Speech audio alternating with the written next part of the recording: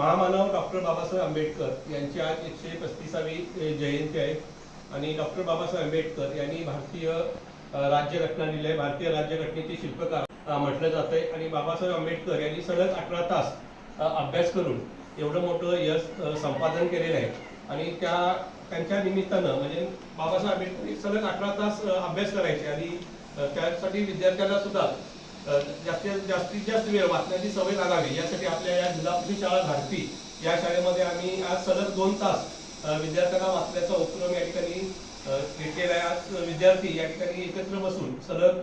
अखंडपणे 2 तास या ठिकाणी जी अवांतर पुस्तकं आहेत ती अवांतर पुस्तकं या ठिकाणी वाचन करत आहेत आणि या उपक्रमामध्ये सहभागी झालेल्या सर्व विद्यार्थी आणि शिक्षकांचं मनपूर्वक धन्यवाद.